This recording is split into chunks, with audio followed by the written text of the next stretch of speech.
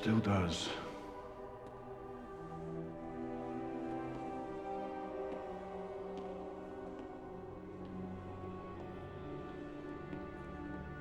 That's close enough, Inspector. We're not wired. I'm sorry, but a man in my position survives by taking every precaution. You've information for us. No, you already have the information. All the names and dates are inside your head. What you want, what you really need, is a story. A story can be true or false. I leave such judgments to you, Inspector. Our story begins, as these stories often do, with a young, up-and-coming politician. He's a deeply religious man and a member of the Conservative Party. He's completely single-minded and has no regard for the political process. The more power he attains, the more obvious his zealotry, and the more aggressive his supporters become. Eventually, his party launches a special project in the name of national security. At first, it's believed to be a search for biological weapons, and it's pursued without regard to its cost. However, the true goal of this project is power, complete and total hegemonic domination. The project, however, ends violently.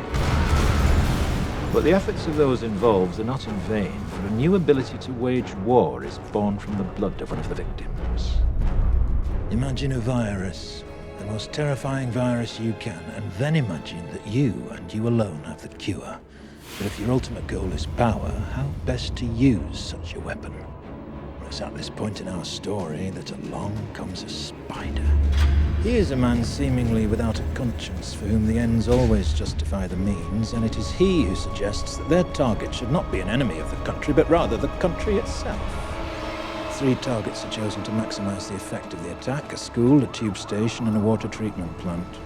Several hundred die within the first few weeks. That Three Waters has, in fact, been contaminated. Authorities are attempting to control its deadly spread. Sent a wave of destruction throughout the underground. Fueled by the media, fear and panic spread quickly, fracturing and dividing the country until at last the true goal comes into view. Before the St. Mary's crisis, no one would have predicted the results of the election that year, no one. And then not long after the election, lo and behold, a miracle. Some believed it was the work of God himself, but it was a pharmaceutical company controlled by certain party members that made them all obscenely rich.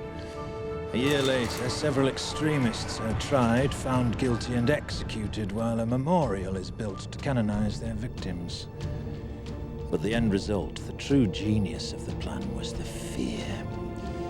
Fear became the ultimate tool of this government, and through it, our politician was ultimately appointed to the newly created position of High Chancellor. The rest, as they say, is history.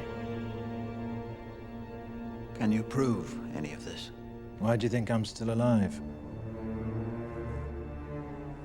All right. We'd like to take you into protective custody, Mr. Rookwood. Oh, I'm sure you would. But if you want that recording, you'll do what I tell you to do. You put Creedy under 24-hour surveillance. When I feel safe that he can't pick his nose without you knowing, I'll contact you again. Till then, cheerio. Rookwood. Why didn't you come forward before? What were you waiting for? Well, for you, Inspector. I needed you.